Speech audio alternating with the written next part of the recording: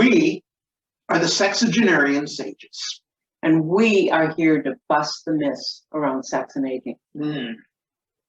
Today, we're going to talk about lubrication.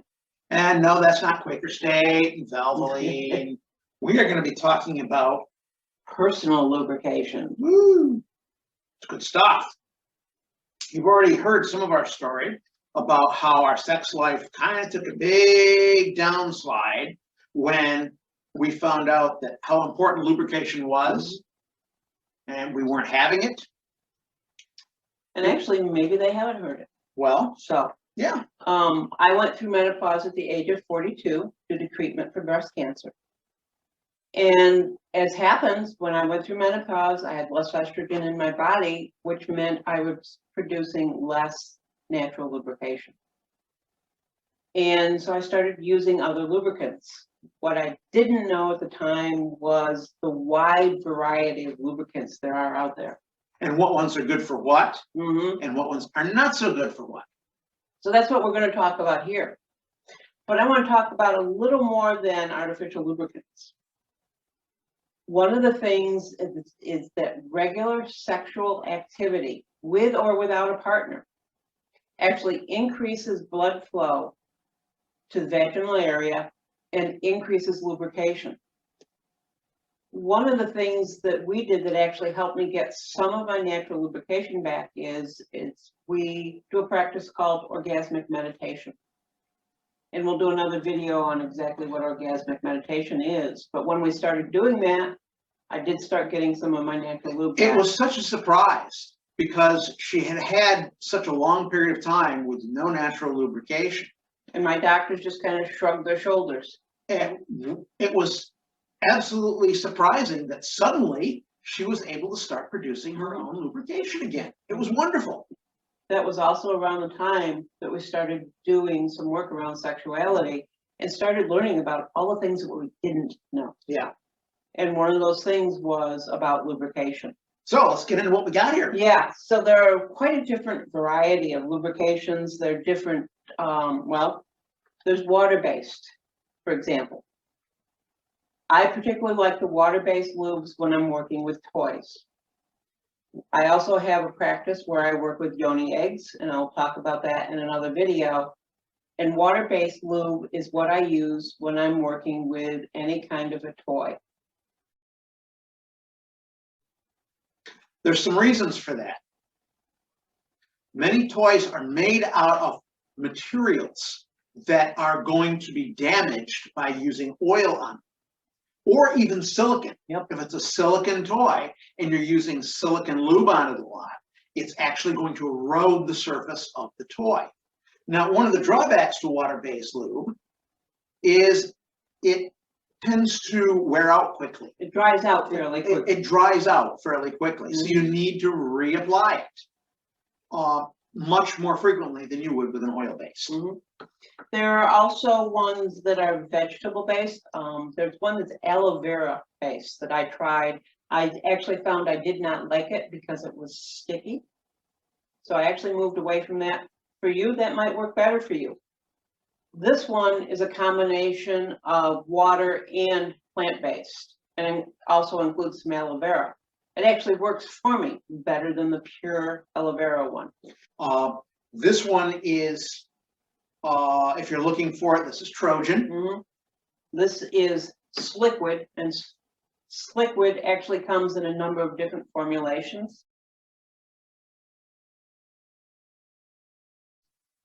It's spelled S-L-I-Q-U-I-D. And we'll probably put some links about these down in the bottom for you to take a look at. Yep. And thank you for spelling that. It's one of those I have a problem saying. Coconut oil. This is organic. This is actually liquid coconut oil. It's what they call fractionated. You want to make sure you get the fractionated because the fractionated is much more liquid than the other form that you're going to get out of the grocery store or health market or wherever it is you're going. I particularly like to use this when we're going to engage in oral sex. It's something that I know is food safe. And it's something that feels good. Problem with it, it's an oil. If you're using a latex condom, or if you're using toys that have latex as part of the toy, it's going to break down the latex. Yes, so don't use that if you're going to be using any kind of a toy or condom or latex condom. Right. It can be used with Polyurethane. Thank you. Yep. Polyurethane The condoms. non-latex condoms. Pure. PJUR. Pure.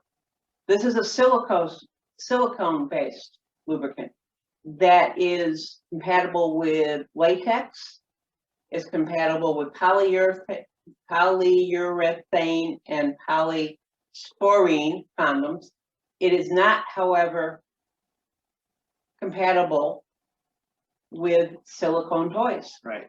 You would think that silicone and silicone would be compatible, but it's not. It actually, It'll help break down the silicone material in the toy over time. this is my personal favorite for when we're engaging in intercourse because it lasts a nice long time. And Nice silky feel to it. yeah, it's got a nice silky feel to it. And that brings to mind something else I was going to mention is knowing that I don't produce as much lubrication as I used to, I will often apply the lubricant before we start engaging in sex. Sometimes we'll put it on during, but there is a little bit of a distraction factor. Part of the way around that is to have it prepared. Have it right nearby. Take the top off, put it at the head of the bed or wherever it is that you're having sex. So it's right there, so it doesn't slow you down that much. And guys, you can apply it too. If you're going bareback, you can certainly have some of this on. Once again, the same ideas of water-based or silicone-based. Try them out. Try out some different types. The next one I want to talk about is this one. It's actually referred to as a butter. It's made with aloe and shea. It's got a nice, soft feel to it. And this is my personal favorite for when I'm doing hand masturbation. I don't use it when I'm using toys, but if all I'm using is my hand, this feels amazing. We use it for orgasmic meditation as well. Yes. So It is perishable, so we keep it in the refrigerator so it won't spoil. and as we Take it out early so it warms back yes, up. please warm it up. Thank you for that point. And again, we've shown you a lot of different lubes here. How do you know which one's right for you for what circumstances?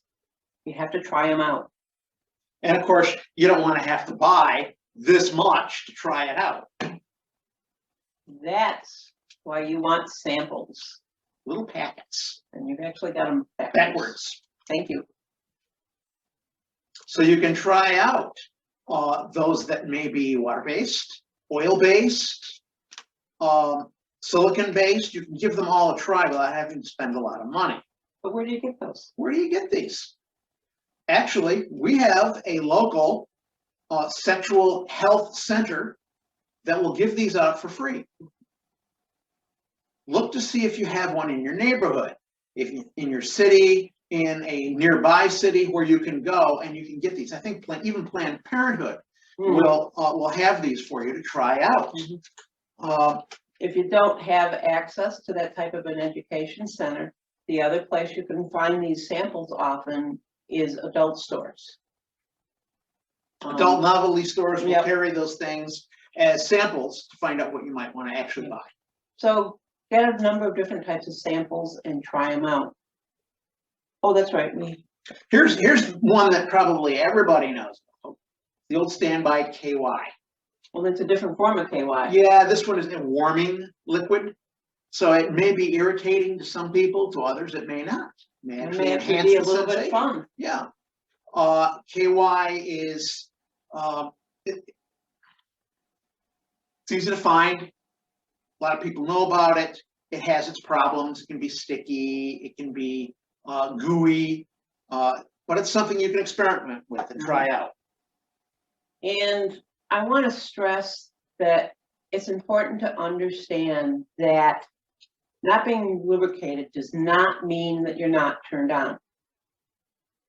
You can have turn on without the lubrication, especially after you go through menopause.